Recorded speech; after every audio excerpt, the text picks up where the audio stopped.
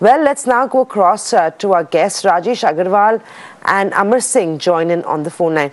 Rajesh, how are you feeling about the markets? We've seen a pretty sharp run-up from the start of this year. I'm beginning to feel that the last 10 days are indicating that the markets are now looking tired and the liquidity rush could be taking a break. You said it right, Samina. We have seen market going nowhere. At least on the index side, we have seen market nowhere, going nowhere, trading in the short range of 50, 60 odd points. That's because of the fact that the RBI policy, budget, all are behind us, and market is now reacting to earnings season. Any company which is giving good numbers is saying a uptake or vice versa. But I would say it's a little before a storm. Market is waiting for UP election outcome, and any positive or negative surprises from that side would give a direction to the market. Till such point, market doesn't cross 8950 decisively on the higher side or 8750 decisively on the lower side, we believe that we are stuck in a range. Stock-specific action would be there. And I would say one should stop looking at indices at this point of time, rather we focus on individual stocks where we find a lot of movement going on. Right, that's the view coming in. It's stuck in a range very evidently. Amar, 90 points in the last 10 days. There seems to be a struggle around levels of 8,800, and conclusively, we've not really managed to close above those levels. Are you now beginning to sense that markets could be heading lower and that could be a contra call on the Nifty? Yeah, overall, looking at the way Nifty has been trading for the last few days, particularly I would say 6 to 7 trading sessions, it's unable to breach the 8820 to 8830 zone, because that's the next level of resistance on the upside. Whereas, however, on the downside, Nifty continues to find crucial support anywhere around 8700 to 8720. So it's basically stuck in a range, and a couple of factors which are going to play in is that how we have the US FOMC meet also. So what happens there on the rate? There was some indication that there could be a rate hike, so that could have some impact. And also the elections of UP are going to have an impact on the market. So it is more a time of specific stock picking. And what we've seen is that the IT sector and the pharma sector, which earlier we witnessed a significant rally earlier, but now we've seen some selling pressure. However, they've seen some bounce back. So overall, it's a mixed bag, and also with Tata Motors, the results not being that good. So somewhere there are concerns. So we've seen a spectacular rally. We should not forget that the way the markets have rallied from almost 7,900 levels in the last week of December to almost 8,800 levels. So that's a spectacular rally. Somewhere the market needs to breathe also, and that's good for overall trends of the market. So there could be some profit booking as well, but 8670 to 8700 on the downside should act as strong support in the short. Amar, what about Bank Nifty? 20,300 seems to be the level it touches and heads lower from. Any trade on Bank Nifty? I'm asking you this because leadership, at least so far, is coming from Bank Nifty.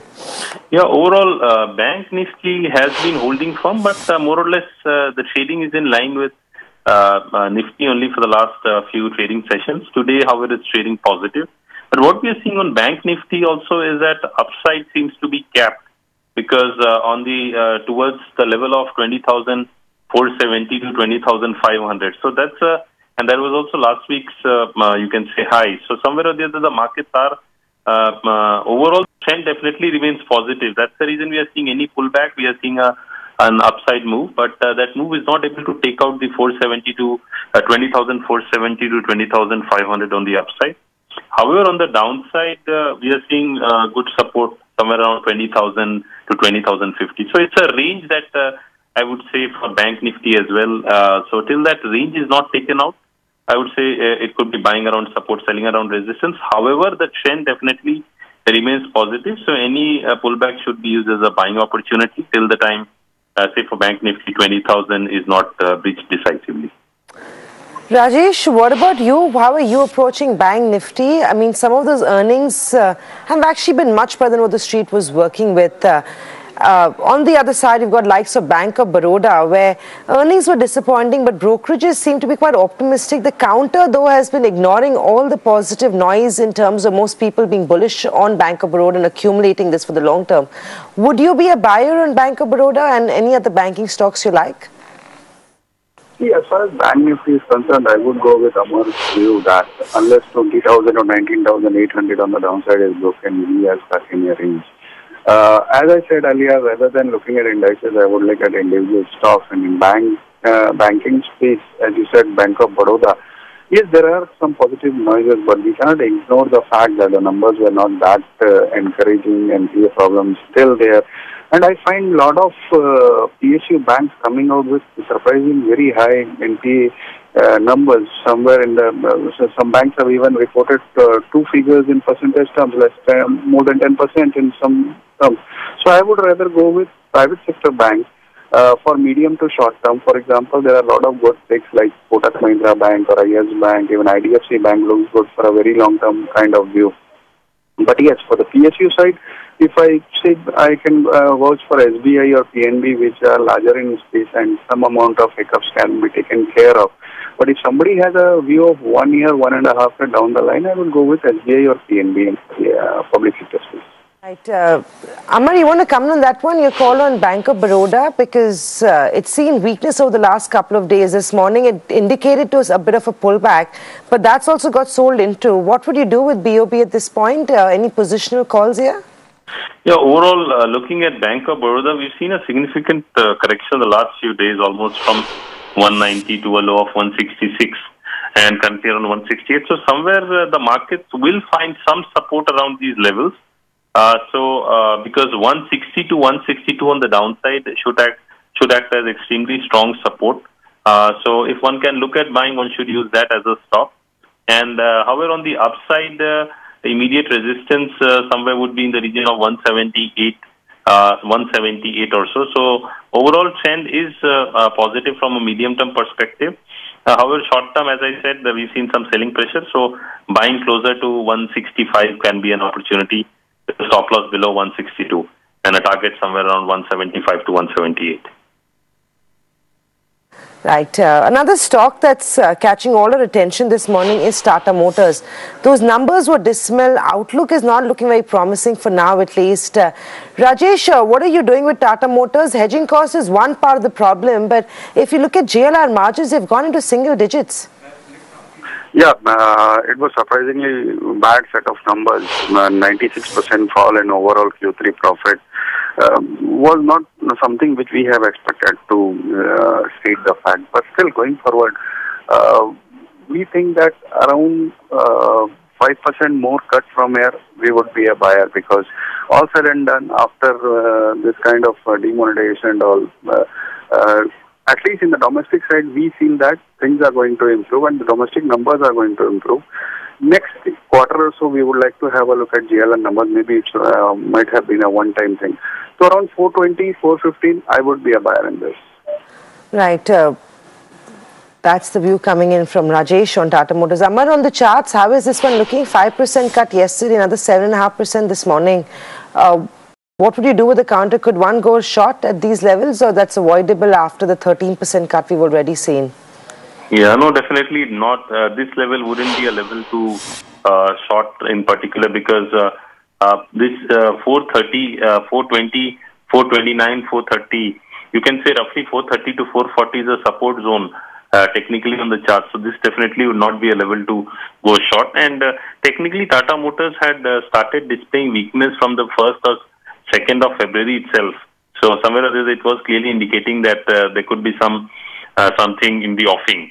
And we've seen some sharp corrections. So overall, the trend definitely remains weak as of now. So no buying is recommended.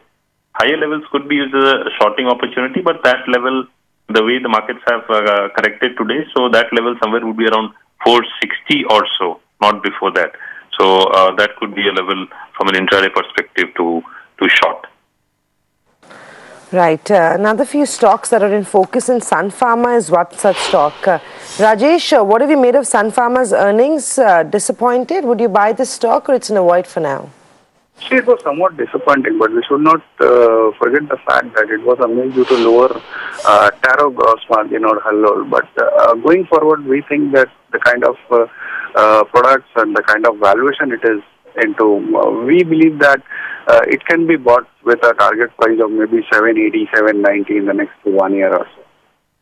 Right. Technically, Amar, Sun Pharma, the current price?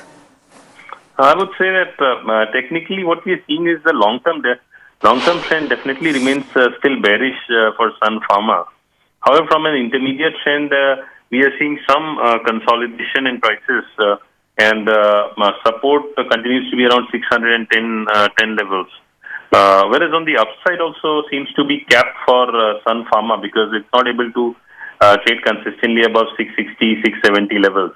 So I would say it's a very range-bound play in Sun Pharma. However, the overall trend still remains bearish. Amar, DLF has had a very good run from the start of this year. Today, of course, we're seeing weakness on the counter on back of its earnings. Would this be an opportunity to go out and buy the stock, or could one actually look at going short? As far as DLF is concerned, what we've seen is DLF has corrected from almost 152 levels to 140 today. The overall trend remains positive for DLF, but we are still seeing the stock in overbought territory from a daily perspective. So there is some possibility that if DLF breaches the 139 mark, it could be headed towards 135 or so. So that could be a level where the market would find some strong support. If one needs to buy, then that can be a level to buy around 135 levels. Rajesh, what is your call on DLF? Are you betting big on real estate, especially after what we've seen in the budget? See, the budget has got a lot of stops for housing sector as a whole, and I would go with housing finance companies if I would go for a play in that sector, because as you all know, realty space as such has a lot of problems inbuilt. For example, corporate governance, huge inventory, debt, all these factors are creating a havoc in the entire sector. I would stay away from that. As far as DLF is concerned, they have seeked an extension for the sale of rentals arm stake, and any news coming out from that side would give us some kind of uptick. But I would say, as an investor, one should stay away from realty space as a whole. Trading opportunities are there here and there. Even if somebody wants to invest in this sector, there are 2-3 stock picks which can be a good long-term buy where we feel a comfort. One is Godrej Properties, the other one is Shobha Developers. That can be having a looked upon. Otherwise, I would say stay away. What are you doing with SpiceJet, Amar? Again, weakness on the counter. Earnings. This is all earnings reaction that we're getting in today. Profits were down about 24%, I believe. Ajay Singh has indicated that the worries will continue to persist because of higher fuel prices. What are you doing with aviation? Yeah, overall what we're seeing is that there is some selling pressure still there in the aviation, and it's not only SpiceJet. If you look at Jet Airways, if you look at Indigo, so we see a selling pressure there as well. So what I would suggest is there is the overall aviation pack is only in for a selling. About earlier we witnessed a significant rally, but overall it's I would say stay away right now, at least in the aviation pack. Right. Technically, how does this one look? Amar, what are you doing with... sorry, you just told me what you're doing with it. Rajesh, what did you make of these earnings from SpiceJet? See, at least as far as SpiceJet is concerned, we believe that the company has shown huge turnaround with almost 8 quarters of numbers in positive side, and the kind of orders they have placed for new aircraft shows the kind of confidence the company has. Moreover, we should not forget that it was running at a 90% load factor, and that's quite encouraging. Yes, there can be small hiccups in the short term because of crude prices and the kind of undercutting in ticket prices going on. But for a long-term view, we think any downside should be taken as an opportunity to have small exposure in this sector. Well, that's pretty much a few of the big movers and shakers. If you can just pull up how Vedanta and JSPL are doing, because both those earnings were better than what the street was working with. Vedanta, I know, came out in market hours yesterday, but there was some bit of trade that the counter was seeing in morning session. But now it's, of course, trading very, very flat. And JSPL as well, a good set of earnings for JSPL. The stock is trading 4.5% higher. Amar, do you track JSPL? Quarter on quarter, you've seen an improvement in their earnings. Even technically, I think this one has been quite an outperformer in the last 6 months. Yeah, overall, looking at GSPL, we are seeing GSPL, it has rallied since yesterday, and from almost 86 levels to touch a high of 94. So somewhere or the other there is some strength. Technically, it's definitely strong on the charts, be it any term, any time frame. However, on the upside, what we are seeing is that 96 to 96.50, that's a level of resistance for GSPL in the short term. However, the trend definitely remains positive. Anyone looking at buying can look at buying somewhere in the region of 89.50 to 90 with a stop loss of 87 and a target of 96.50. Right, that's the view coming in on a couple of the stocks that are big movers in today's day of trade. Thanks, Rajesh and Amar, for joining in. In the meantime, the markets are reeling under some selling pressure. It is all about earnings and stocks reacting to those earnings. Up 8,800 on the Nifty for now, at least. We'll have to see how Europe opens up, because I think that will be the next trigger.